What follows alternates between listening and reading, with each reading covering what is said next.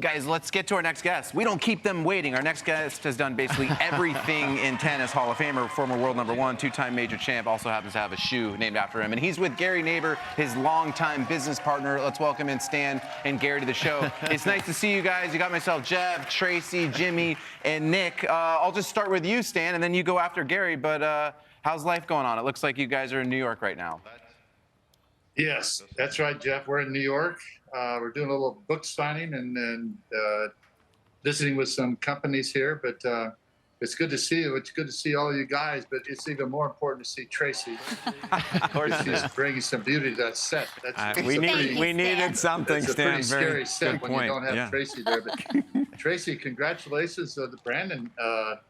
You won 2 in the qualies and tough match in the first round. Yes, but he's doing well. Thank you, Stan. He's had a good 3 months. I appreciate it. I know you watch and keep track.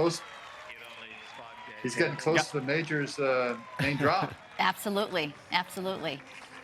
Guys, thanks so much for joining us. Stan, I'll go to you first.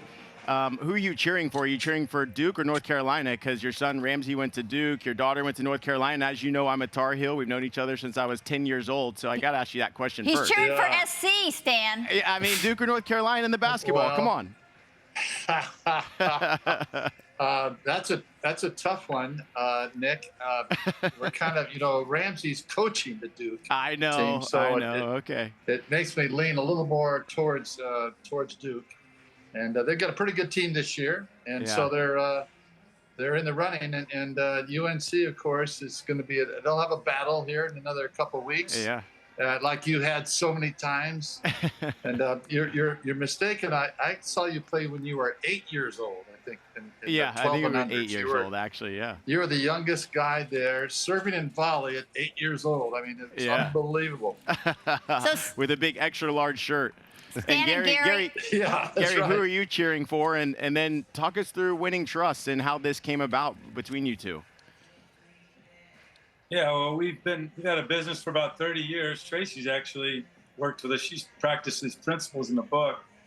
But we've had this business for 30 years where we've helped leaders cultivate relationships around these events, mainly around Grand Slams, but Olympics and World Cups and partnership events. And the environment is, we originally thought it would help leaders build long-term relationships, what it's done, but then it's really allowed it to build trust and accelerate trust in their most important relationships. And so we decided to write a book to celebrate the 30 years, to celebrate the relationships. We've got athletes in the book, sommeliers, chefs, global leaders are quoted throughout the book, but it's around this acronym of SERVE, which is ironic with you having second serve. One of the chapters is second serve, because when you make a mistake, you need a second serve to help rebuild trust. But Tracy exemplifies this the E in serve. The S is for strategize, the E is for engage, and she engages so well around some of the events we've had where she shares her story and previews the matches with Stan. They go back and forth. And so when you engage well with people, when you get to know them, then really the business stuff follows because they really feel cared for. And then the R is for recreate. The V is for volley, which is about rallying ideas back and forth in order to find the right solutions. And then the E is for elevate, which is one of the things that Tennis Channel has done with our events. We get to bring people sometimes backstage to your sets and elevate their experience by having them meet you all who are interviewing the players. Sometimes there's an interview going on, but it allows the experience to be elevated. So SERVE is the acronym that describes what we've done. It's kind of the secret sauce. And we found that, the more the people are together and get to know each other on an equal basis, especially when they're recreating, they're playing tennis or cornhole or something like that, they're kind of on an equal basis. The titles don't count and all that sort of thing. And so they spend some time in a more common, level, and then they get to know each other better. Then when they're talking about some business they're going to do, they're going to feel better about it, knowing that other person better, and that accelerating the trust in their relationships will help in the ROI with a company that's really hosting those guests. And that we found that we didn't know that was going to be such a big factor, but we found that after we've heard some stories about the ROI from the companies we've dealt with, that it really has made a big difference in all that they've done. So it's been fun to see that process take place over the years. It's been fun to see companies do well, and we've actually gotten to know some great people. And in the book, there are some quotes from some of these executives about not only their experience with us, but also their own philosophy about leadership and developing relationships with their most important partners. And so it's been a fun 30 years doing this. We do about 9 or 10 events a year, and we've gotten to be fortunate to be able to meet some terrific people. When does the book come out? Can there be a pre-order situation? I'm sure it's something, I feel like Amazon's always the answer. That's where someone can get to it. Yeah, Amazon. Yeah, that's a great question because it comes out March 27th. Okay. And it's on Amazon. You can pre-order it. And we're having a little party in Atlanta. We're doing a launch party on the 31st. But it's officially being launched on the 27th with Amazon, and that's a good opportunity. Gary, with today's climate, with social media and the ways we communicate, I'm hearing a lot of emphasis on, meaningful relationships and getting out there, playing golf, tennis, the ultimate, schmoozy activities. But do you think people have regressed in some sense with social media and the way people communicate? And because it sounds like you want people to get out there and experience stuff in person together. Yeah, the in-person is the key. I mean, as you know, COVID, they tried to do these, you do these events virtually and they're not meeting in person. And then now it's just been a huge resurgence of people realize that being in person and being together and connecting, this whole idea of some people want to watch the tennis together, but some people want to recreate together. And when you get them together, they build those bonds and those moments that matter. And so it's figuring out people don't just want a ticket to a tennis match. Sometimes they want a greater experience. And so that's really been the younger generation now really wants more than a ticket and an experience. And then even leaders want an opportunity where they can not meet in their offices, but meet in kind of a third place. And so these Grand Slams, these different destinations are a great third place for them to really meet on common ground and meet face to face and build a genuine relationship, which, as you know, was lacking there for a while. And you're right, with social media and different pressures and what that occupies, it really doesn't help with cultivating relationships that are as meaningful. Stan and Gary. We try to make it special. We bring in, Tracy will come in, we'll interview her, she'll give her views of the game and about her, about her life. And certainly we've gotten to hear a little bit about Brandon's, journey along the way. But just having people, anybody can buy a ticket if they're wealthy enough, but they really can't have these experiences. They're a little more different and they make moments that matter. Absolutely. And Stan and Gary, Stan, you had an unbelievable doubles partnership for years with Bob Lutz. We know how successful you are. But it has been so fortunate for me to see the partnership between you and Gary and how well you work together for a couple of decades. I feel blessed that, Stan, we get to do our kind of dog and pony show over the years. And for people, what's special is they bring people in at Wimbledon, at the U.S. Open. And as you say, it's not just about getting the ticket, but it's all the other things that have, that they get to do. And Stan, I love your love of tennis. You're the president of the Hall of Fame. I don't know how you have so much energy still, but I want to ask you about the shoe. 1978, the shoe was named after you. I mean, I've got a couple pair of those shoes that I had to buy, but no problem with that. But But how did that come about? Because I think the shoe was around for a while before it was named after you. Is that right? Well, the shoe was created in 1965, and Robert Hayet and Horst Dassler, who was Adi Dassler's son, created the shoe. And then in 71, 72, they started thinking they want a stronger presence in the U.S. And not many people knew Robert Hayet too well. So we talked about it and agreed. And so in 1973, we came out with a shoe that had my picture they're looking for a good-looking guy to put on the picture You on betcha. on the shoe, but they couldn't find one, so they stuck with me, and they put my picture on the tongue. And then they also had Robert Hayet on the shoe for about 4 or 5 years. And in 1978, they took his name off the shoe, and since then it's just been my name. But I've been fortunate with Gary in the last 30 years. He's done a lot of work with our company and done a lot of work on this book, particularly. It's been a baby that he's pursued, and I feel pretty good about the way it's turned out. We've got some great photos of not only you, but others that have helped us. And it's also a workbook. At the end, there's a QR code that people can take and then get this workbook area at the end of the book, kind of fill in their own thoughts about relationships they have, whether it's in business or their personal relationships. So it's the book has turned out pretty well, in my opinion. I obviously a little biased. Stan, Gary, were there any? Oh, go ahead, Jimmy. Sorry, I was just curious a little more about the shoe, because that shoe is a performance shoe when you were playing, but now it's a fashion shoe. Have they changed it, or is that the same shoe? The shoe they're selling now, is that the shoe you were playing with? It's very funny. It is exactly the same shoe. Wow. And there's been some different materials, some different colors, some different designs, and that sort of thing. But the shoe is pretty much the same. I remember juniors coming up to me in the 80s, and saying, guys like you, Jimmy Arias, but would say, I like that shoe. I said, don't wear my shoe. Try the one that's a little more high tech now. And, but, a lot of us did wear that shoe during that period of time. And it was a high tech shoe because it's the first leather shoe ever used for tennis. Wow.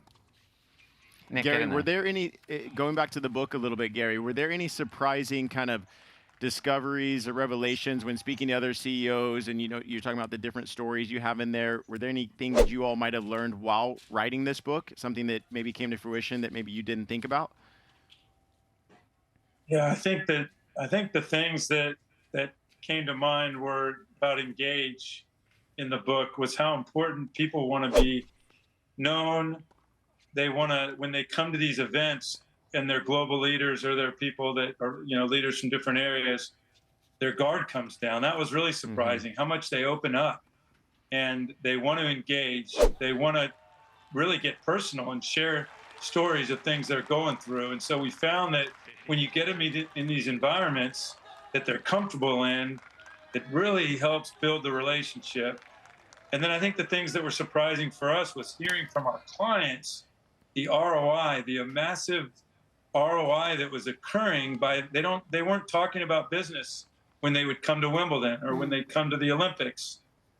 They would just build the relationship, and then business is transactional, but when you lead with transaction, that doesn't build trust. I think that was the best thing, was realizing that when you really care for people and you engage with them and get to know them, trust follows, and then transaction follows. And those are some pretty big discoveries. We didn't start the company and think, oh, this is all about trust or building trust. I think that was the discovery really through this whole process in seeing and getting the feedback on it. And then I think just the reward of seeing other people and helping them be successful around these environments. And I think the passion, watching Stan engage with the people all day long, his heart for people and getting to know them and spending the time and investing in it has been, I think, really rewarding to see what's come from that.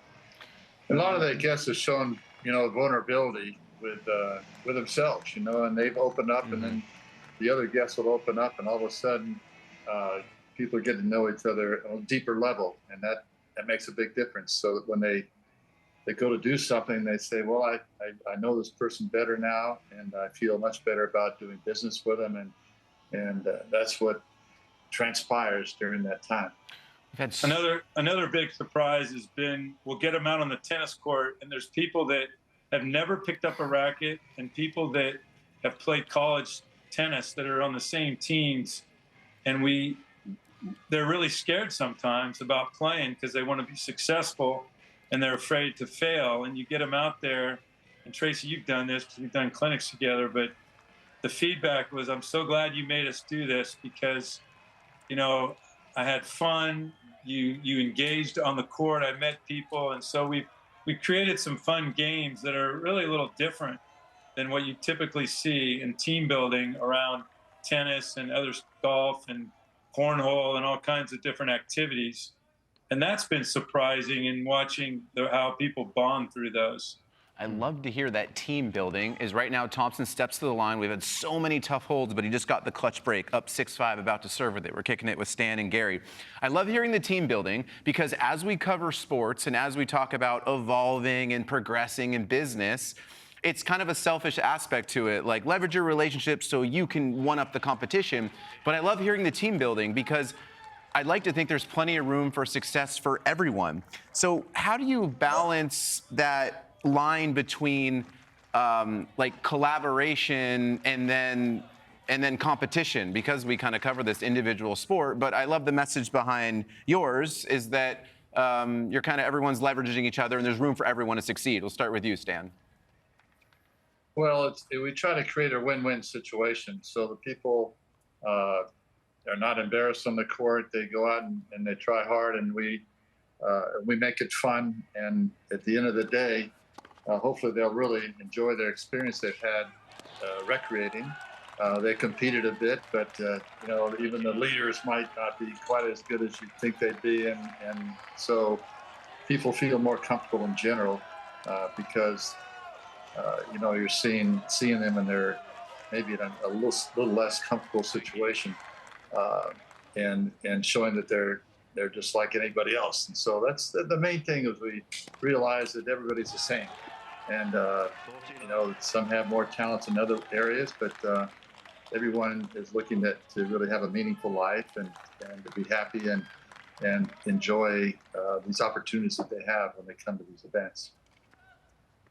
3 match points. Where's he going, Gary? Is he blasting up the tee here?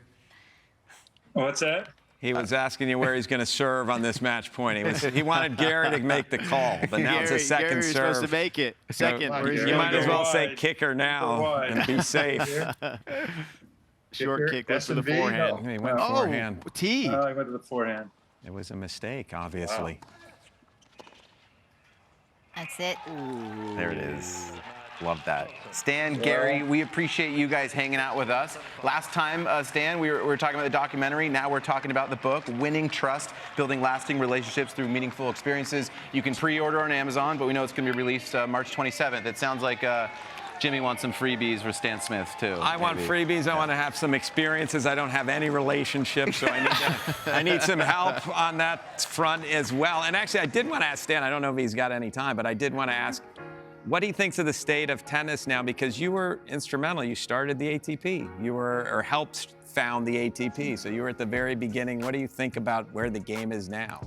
And where do you think it needs to go? It's, I don't know if you're speaking specifically about this lawsuit with the ATP, but that's a long story, obviously. But I think the game has actually been in pretty good shape in general. And, I was part of the founder of the ATP, and we actually boycotted Wimbledon in 1973. Almost all the top players didn't play. We were supporting Nikki Pilic, who was part of our fledgling young ATP organization. And so we backed him, and we didn't play Wimbledon. I was defending champion and seeded #1, but we felt strongly about it.